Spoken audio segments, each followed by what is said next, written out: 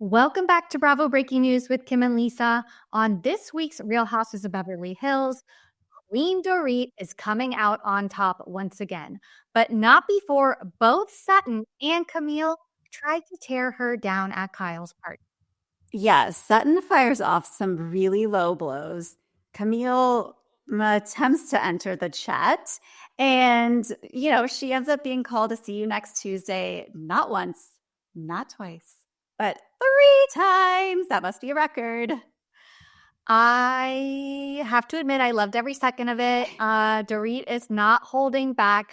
I also have a lot of thoughts on how Garcelle is kind of moving with the group this episode, and I need to get your thoughts on that. I also want to announce, guys, this is our last show of the year, our last recap of the year. Next time we see you guys, it will be 2025. I mean, it's been a hell of a year, Lisa. We've covered the last season of Vanderpump Rules, this epic season of Orange County, and now Beverly Hills. I mean, I think we're some of the hardest working women in Hollywood. One thing's for sure, we get our asses up and work. We do, and it's for all of you. Thank you guys so much for listening, for watching. We have so much fun doing this.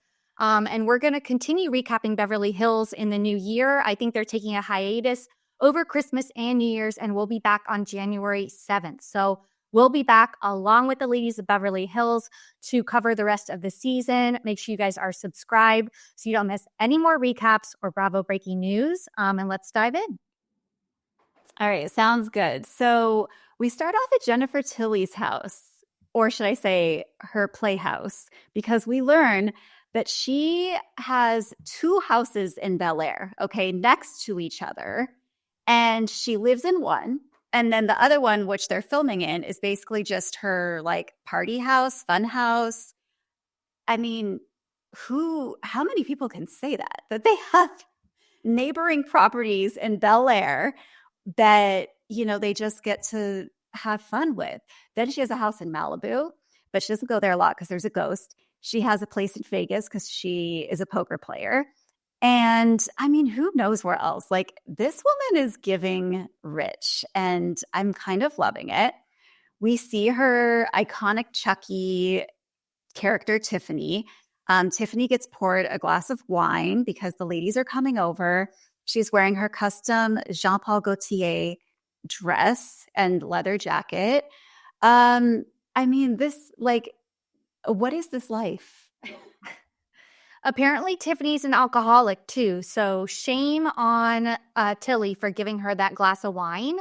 But yeah, apparently this house is simply staged for her to invite the ladies over for a drink.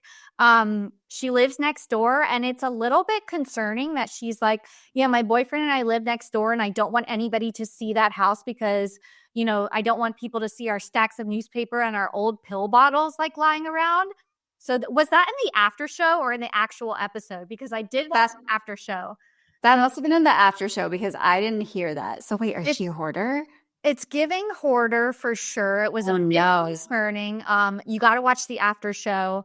This was actually the first week I've watched it for Beverly Hills. I'm a little bit behind, but it does give a lot of context, including that little tidbit. Nevertheless, love Jennifer Tilly.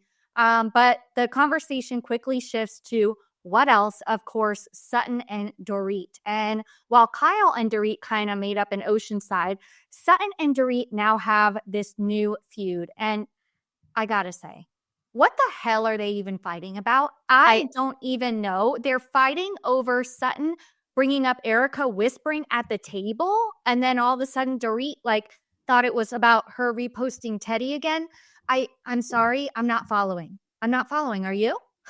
No, thank you for saying that because I wasn't following last episode. And even when she broke it down and was trying to explain what she was trying to say, I was still like, it's not landing. And I'm sorry, in what world can you be 100% completely open and honest with a group of 8 women at all times?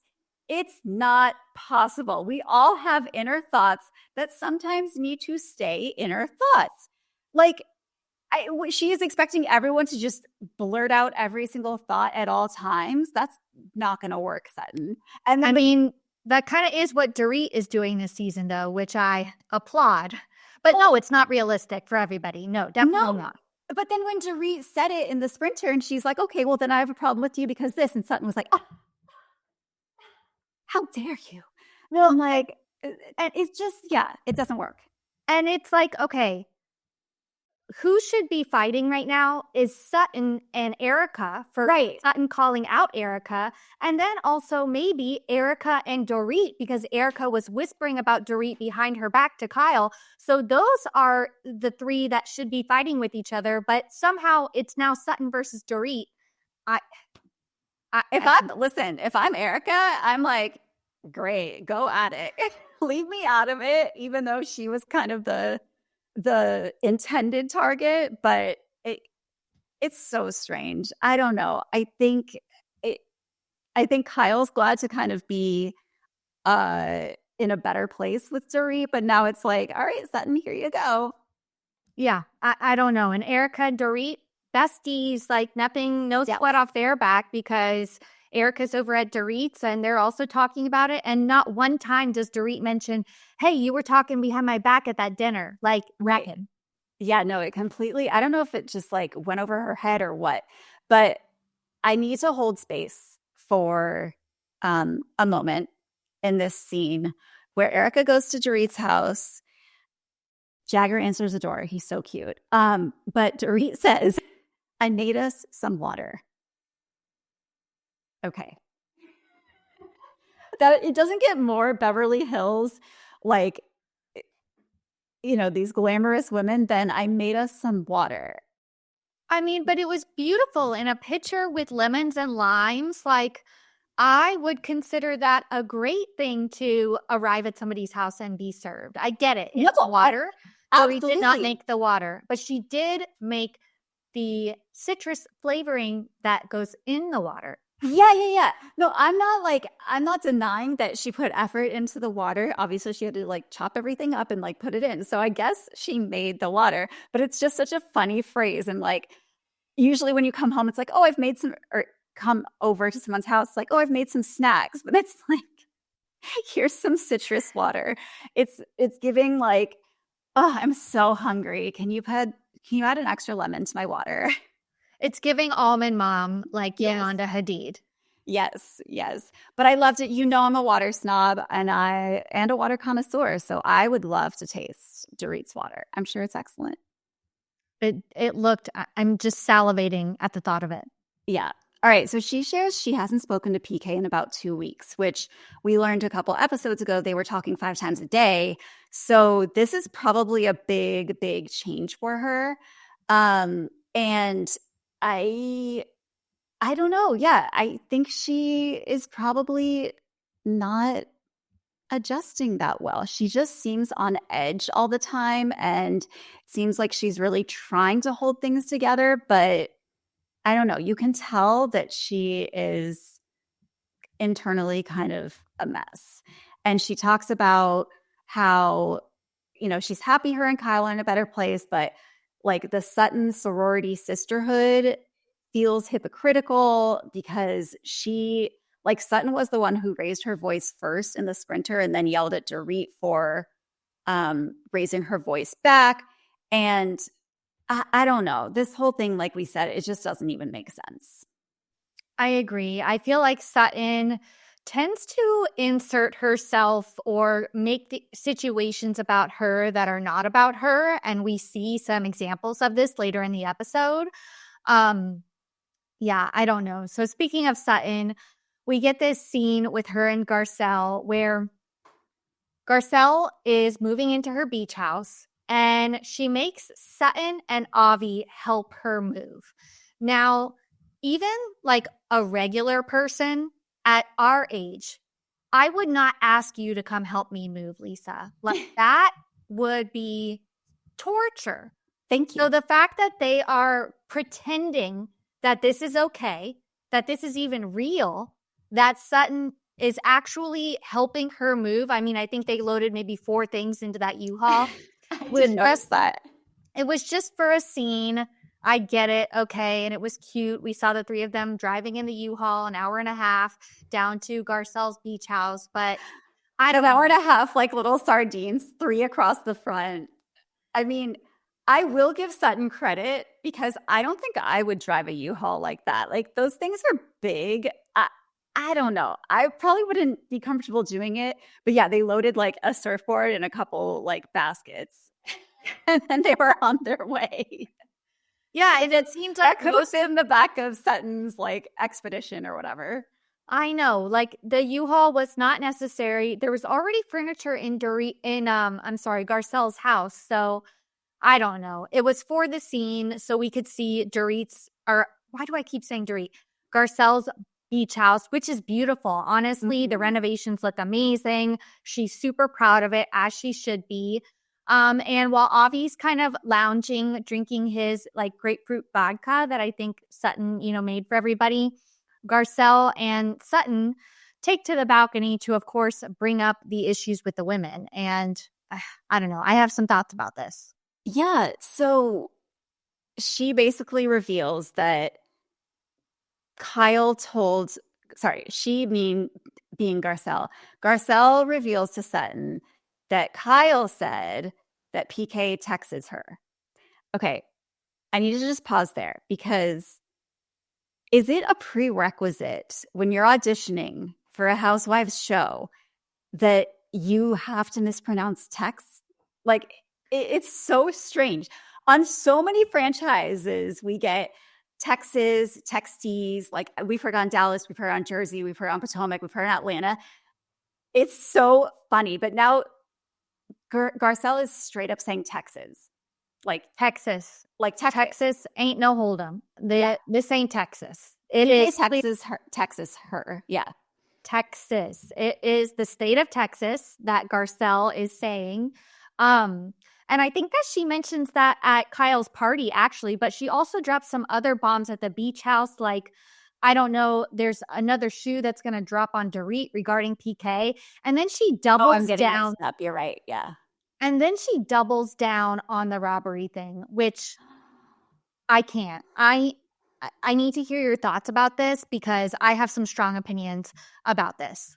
No. Well, first of all, what was she implying with the other shoe is going to drop with PK? Well, I think it's just like more stuff is going to come out. I don't know about PK. Maybe I don't really know. She just said like things are a big mess with PK. But it just seems like Garcelle uses any chance she gets to bring down Dorit or talk about Dorit or agree with somebody when they're talking shit about Dorit. Yeah. And I get that they've had issues in the past, but at some point you have to move on. And that includes this whole robbery. Now, how many seasons ago did that happen? Has it been like 3 full seasons? I think this might be the 3rd. So should Garcelle still be bringing this up and still questioning this and still saying that maybe she's saying, well, Dorit didn't have something to do with it. Someone did. Who do you think that someone is? Right. No, absolutely not. I think it's a really bad look for Garcelle, honestly, that she keeps going back to this. And it's like, what is she expecting to get out of this? I don't know, because if she's not putting the blame on Dorit, then, okay, are you saying that PK did it? Okay, how does that move the plot forward? Like PK's not a housewife. I just don't know what she's what the motivation is here, but it's like enough. Leave it alone, okay? It happened regardless of whether or not it was set up by someone. Dorit still experienced it, and I truly don't think she was involved or had any idea that was going to happen. So like that's still traumatizing as fuck. And Garcelle just needs to stop with this. Garcelle, let the mouse go. You've been talking about this for 3 seasons. Nobody's still talking about it. Even Dorit's PTSD seems to have vanished. She's not even talking about it anymore. So you shouldn't be talking about it either. And then she says Dorit, she thinks was in the wrong place at the wrong time. what the fuck do you mean she's in the wrong place at the wrong time? She was at her home with her children sleeping. What do you mean that she was supposed to not be home that night? Like, Garcelle, just let it go, because I don't know. I love seeing Garcelle's career, blossom as an actress, as a producer. She's, finding a lot of success with acting these days. But I just feel like when she tries to insert herself into the drama, it comes off too inauthentic for me. I just feel like she's trying to drudge up these things that happened long ago and try to insert herself into situations that don't really involve her.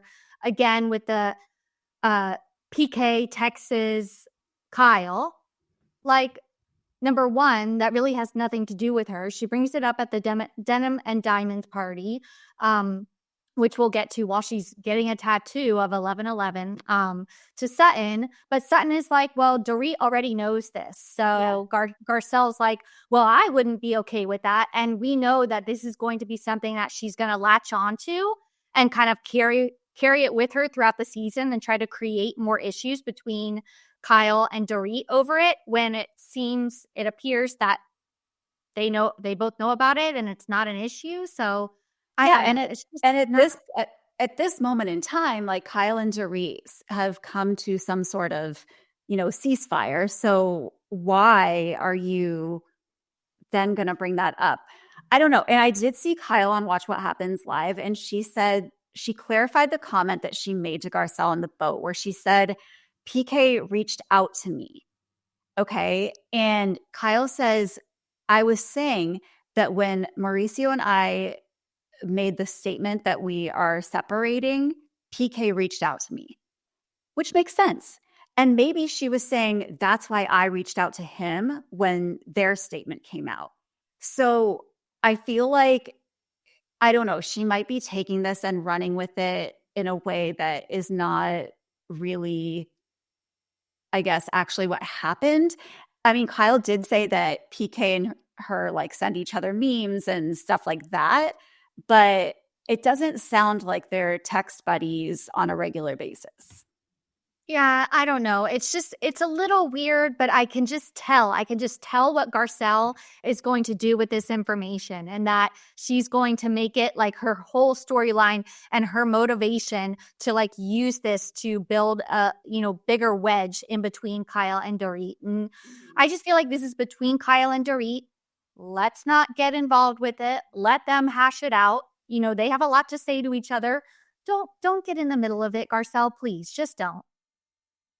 Yeah. Okay. So what did you think of this whole tribal council idea that Bose had, where basically she was like, all right, there's obviously some shit going on between a lot of different people within the group.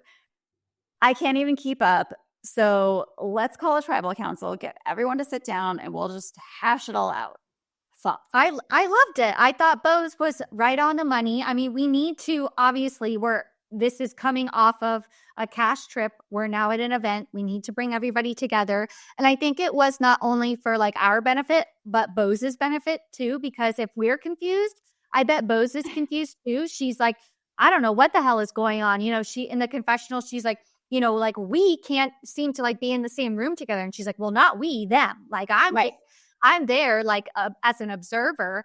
I think she is, while she's not bringing a whole lot, I think that I like that she's not like being thirsty and like kind of inserting herself where she doesn't belong. She's kind of taking a seat and observing how the other women are kind of moving and interacting with each other, and throwing out some pretty, I'd say, intelligent kind of opinions, especially in this one. So yeah, let's get into that final scene.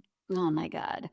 So basically, Bose calls the meeting, right? And immediately Sutton's like, I'm going to take over here because this is my sorority. And I just don't want the group to be disjointed. And, this is all about sisterhood and honesty and not talking behind each other's backs. And Erica's like, okay, that's all fine and well, but you also have to like take some accountability for your behavior. And she straight up says, Sutton, you are volatile. And like, you know that that's not going to be received well, right? Jennifer Tilly totally agrees. She's like, yeah, that is accurate. I don't know that that's like a great opening point when you're trying to have a conversation with someone. But Sutton immediately goes on the defense. She says, no, I'm not. I'm truthful. It's not the same thing. You can be volatile and truthful at the same time. And of course, it devolves into Sutton and Dorit again. And she says, you know, Dorit, you're angry at your life. You're not angry at me. And I mean, I think that's a low blow. And I think the other women agree. And Dorit is basically like, you know what? You're right. My life sucks. You want open, honest, transparent? My life sucks right now. And I mean, I thought that was very like different from seasons past, Dorit, who would probably try and maintain some sort of facade. And we're seeing that this season, that facade is really just going to the wayside. And she's embracing this don't give a fuck era. And I'm into it. There is no facade. I think that while I do love Sutton, it's about time that she got called out for this, because once again, in the after show, Erica made a really good point that this is a pattern with Sutton. She, as Bose said, weaponizes these things that these women are going through and turns it back around on these ladies.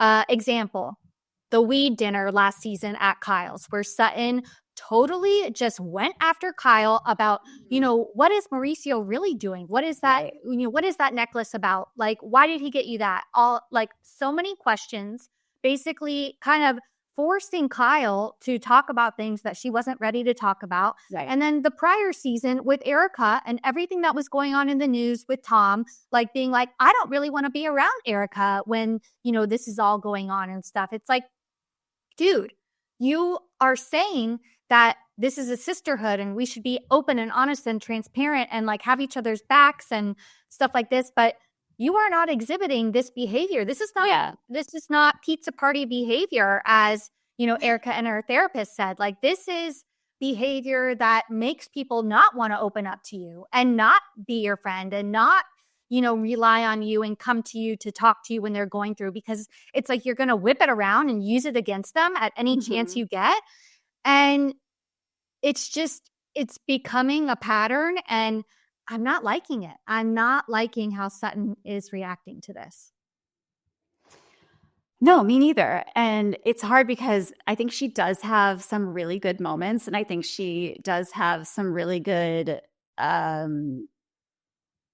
scenes where she's a great housewife, but she definitely does weaponize, and she also is volatile. Like, you can say one wrong thing and she can turn on a dime. And I think it was also like an astute observation that Erica made, where it seems to stem from her feeling left out of things, like the whole inside joke back in Aspen, circa 2021 or whatever. Bottoms up. Yeah, the bottoms up thing. Like, she got so butthurt at that. And just knowing that like other people knew something that she didn't know, I don't know. She gets really like defensive about it. And then she goes on the attack. So I don't know what's going on, but I think that's kind of just her personality, because it seems like you said, it's a pattern. Yeah. And speaking of somebody who feels left out, Camille Grammer, who was invited to this party. I'm not really sure why. I guess her and Kyle are friends. We do get like a once a season appearance from Camille, it seems like the past few seasons. But she chooses this opportunity to also go after Dorit, who they've never really gotten along. But she, Sutton's going after Dorit. Camille decides to chime in and is like, well, I agree with Sutton, because when my house burned down, you didn't show me any compassion. And it's like, what the hell? Talk about dredging up shit from the past. Like, how long ago was this? Like 8 years? Like, come on, Camille. Like, are you really going to bring this up now? And Dorit's basically like, well, I didn't show compassion because you were a total cunt to me. Beep. Yeah, sorry. I'm going to say it. I'm not going to say it. I'm going to say it because it was iconic. And and then it kind of spins off. Dorit says, you were a total cunt to me. And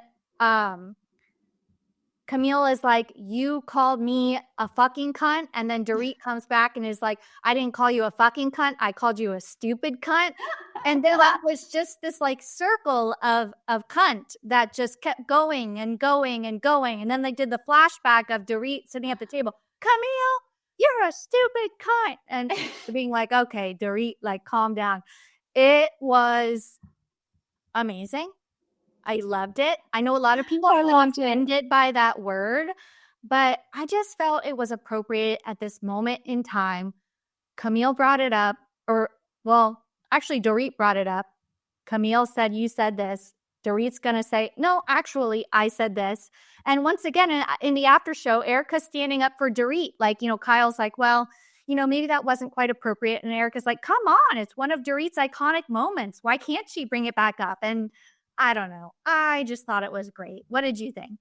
I loved it. And honestly, I don't know why people get so offended with this word. I did the vagina monologues in college, and there's a whole scene about reclaiming the word cunt. It shouldn't be a bad word because it's a female anatomy. And like, I just think it's so funny. And like in British humor, saying it's so used all the time. Like our friend Natalie, she's from New Zealand. And anytime we see something that's like has a joke with cunt in it online, we're always sending it to each other just because it's funny. And I guess maybe I think it's funny that people get offended by it too. But Dorit is basically just calling Camille out because she's thirsty. And she's like, no, you always want you're here for your moment. Okay, go ahead. Like you always need your moment. And Camille says, you've always been condescending to me, like ever since you came to my house with her. And she's like gesturing towards Erica. And I'm like, what is she like having I don't know what's going on here. Brain synapses are not firing. And Erica's finally like, Erica, her name is Erica. And I don't think Camille's going to live that one down. That was good. And Sutton finally just says, look, Dorit, I will always be there for you. What? You guys were just screaming at each other, and now it's a kumbaya moment. And Dorit says, I would love to believe that. Actions speak louder than words. And yeah, I'm going to leave it at that. Yeah, I mean, I feel like Sutton maybe feels like she lost. If I were in anybody else's position this season and I were, fighting with Dorit and Dorit came at me with what she said, I would be like, okay, let's move on because I am not winning this fight. Dorit is at a 100 and she is not backing down. You cannot say anything to this woman and come out unscathed this season. I'm sorry. She is going to go full throttle at you, and good luck for whoever tries to go after her next because she read Camille, she read Sutton, she read Kyle in past weeks, and I think it's only going to continue. I mean, Camille, don't think we're going to see you back again this season or next. I don't know. I mean, Camille comes in and thinks that she's going to have this moment only to be called a cunt once again 8 years later. Like, I think, sorry, your time's up. And maybe Sutton is realizing that, I don't know, she can call Dorit out on this bullshit, but Dorit's she's not buying it. Dorit is being 100. She's being transparent. She's being real. She's calling everybody out for, what they're saying and not doing and vice versa. I love it. I love it so much. And I think it's only going to continue. So I'm ready. Yeah. And honestly, it's about time. Like Dorit's been on the show for a long time and it's never, well, not never, but it's hardly ever about her being like in the mix at the center of the drama. Yes, there was with LVP, but that was a long time ago at this point. So, I mean, it's about time. And she's got Erica in her corner. She's got Bose in her corner. And I mean, that's a pretty badass team. I agree. So I'm here for the season of Dorit. And I think it will continue as we, kind of pick back up on Beverly Hills next year. So, like I said at the top of the show, guys, this is it. This is it for Beverly Hills for this year. We will be resuming in January once the show returns on Bravo. And yeah, I mean, it's been a hell of a year. It's been a hell of a few seasons on Bravo. And yeah, I'm excited to keep this up next year. And I hope everyone has an amazing holiday. Lisa, what are you doing for the holidays? Oh, just not much. Hopefully relaxing. Yes. And watching Bravo. You need a break. We got to catch up on Bravo. I'm personally going to be rewatching old seasons of Real Housewives of New York, the Berkshires episodes. There's nothing better to binge during the holidays than those. So please join me in, the spirit of the holidays, and let's revisit those glory years. And happy holidays, happy New Year, and we'll be back in January with more recaps of Beverly Hills. Thank you so much for listening and watching. Love you all. Happy holidays. Bye, everyone.